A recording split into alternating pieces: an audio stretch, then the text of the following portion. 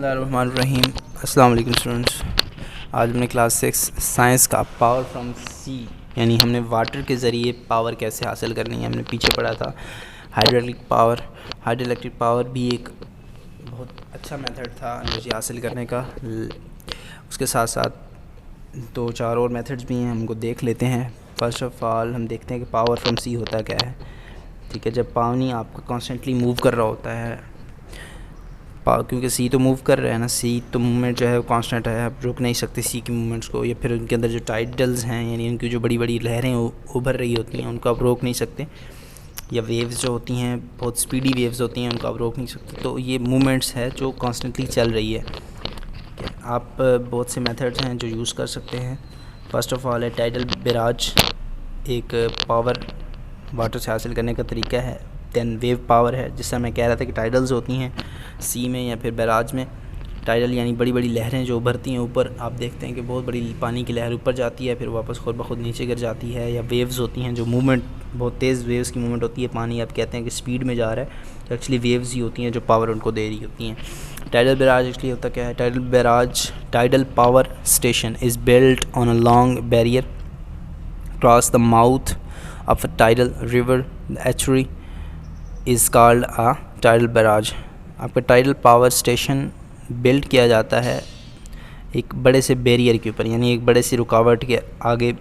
जो होता क्या कहाँ पे है? Across the mouth of the tidal river, उस रिवर के ऊपर वो बैरियर होता है, उस रिवर के आगे वो रुकावट होती है जहाँ पर टाइडल ज़्यादा हों। जिस रिवर में टाइडल्स यानी लहरें बहुत ज़्यादा ऊँची उठती हों। ठीक है, तो जो रिवर होता है टाइडल वाला हम उसको क्या कहते हैं? एस्टरी कहते हैं। तो ये जो सारा हम जब उसको बनाते हैं टाइडल पावर स्टेशन को, जिसके ऊपर हम उसको क्या कहते हैं? Tidal barrage. जो टाइडल बैराज आप देख रहे हैं आपके साथ, आपने सुना होगा चश्मा बैराज है आपके, और साथ जिना बैराज है, डिफरेंट बैराज हैं। ठीक है, तो टाइडल बैराज एक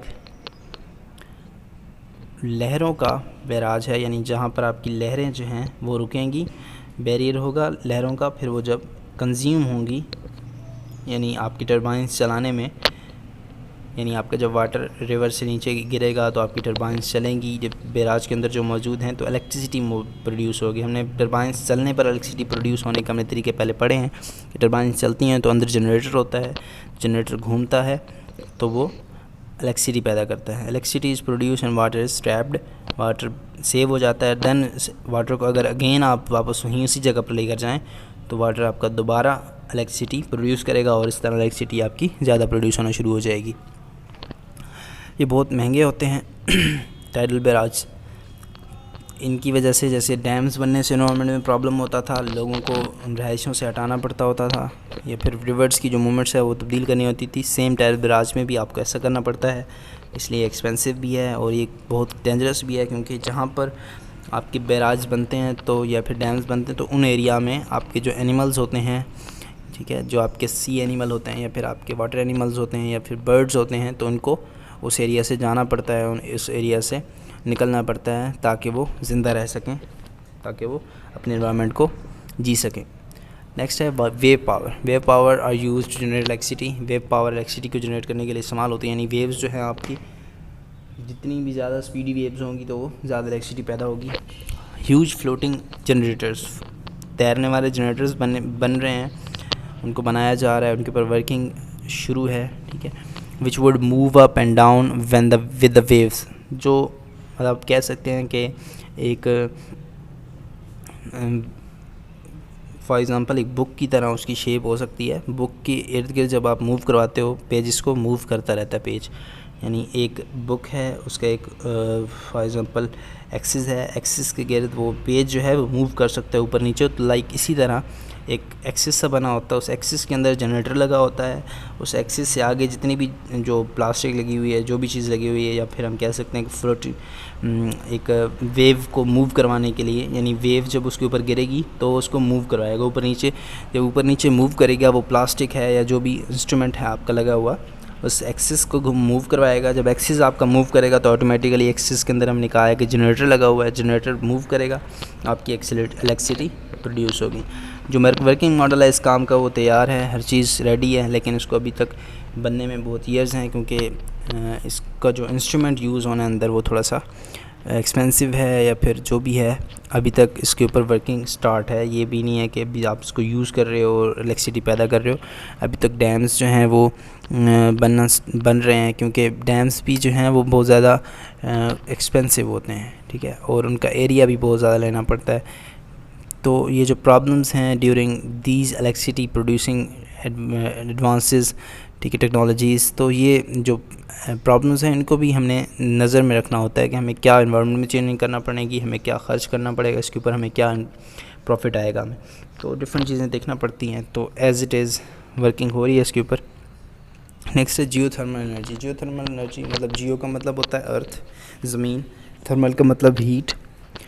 जब आप हीट नीचे जो ज़मीन के अंदर रॉक्स हैं जो हीट अप हुई हुई हैं, ऑलरेडी गर्म रॉक्स हैं, जब उनसे आप पानी को गुजारते हो पाइप्स के ज़रिए, तो आपका वाटर क्या होता है, हीट हो जाता है। लाइक आप एक कह सकते हैं कि जियोथर्मल एनर्जी स्टेशन है, वहाँ पर आप वाटर ऊपर से आप चला रहे हो मोटर के ज़रिए डायरेक्टली, तो वाटर पाइप आपका जा रहा है ज़मीन की तह के अंदर जहाँ पर हॉट रॉक्स मौजूद हैं।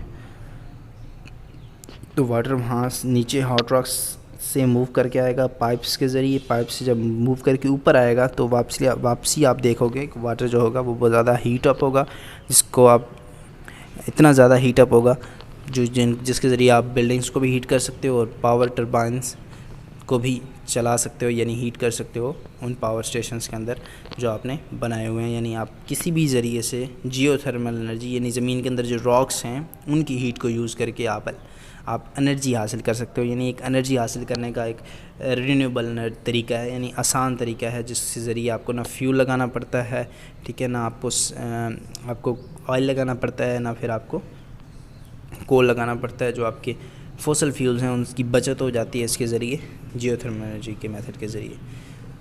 ये ज़रूरी नहीं है कि हर रॉक्स जो है वो हॉट हो, ठीक है, उतनी ही हीट पैदा करे जितनी दूसरी रॉक्स करती हैं। डिफरेंट रॉक्स की डिफरेंट हीट होती है, ये नहीं कि हर रॉक्स सेम ही हीट पैदा करे। Some granite areas are very hot due to radioactive decay of elements potassium uranium within the rocks. कुछ ग्रेनाइट एरियाज़ होते हैं जहाँ पर रेडिएक्टिव डिके यानी ख़ुद ब खुद जो रेज़ निकलती हैं, डेंजरस रेज़, जिस तरह आपकी एटॉमिक एनर्जी कमीशन में, जहाँ पर आपकी एनर्जी बन रही होती है, इलेक्ट्रिसिटी प्रोड्यूस हो रही होती है, फिर आपकी दूसरी एनर्जी के रिसोर्सेज बन रहे होते हैं, तो वहाँ पर भी क्या होती हैं, रेडिएक्टिव रेज़ यूज़ होती हैं, रेडिएक्टिव डिके होता है, ठीक है। तो जहाँ पर रेडिएक्टिव डिके हो तो एक्चुअली वो जगह बहुत ज़्यादा हीटअप हो जाती है। तो जैसे कि आप ग्रेनाइट एरिया की बात कर रहे हैं तो वहाँ पर रेडिएक्टिव डिके होता है, कौन से एलिमेंट्स का, पोटाशियम और यूरेनियम का, जो रॉक्स के अंदर होता है, तो इस वजह से वो एरिया बहुत ज़्यादा हीटअप होता है। कुछ क्वेश्चंस हैं आज के, इनको आप देख लें, इनको आप फाइंड आउट करें, इनको नोटबुक्स के ऊपर लिखें। नेक्स्ट लेक्चर तक के लिए अल्लाह हाफ़िज़, टेक केयर।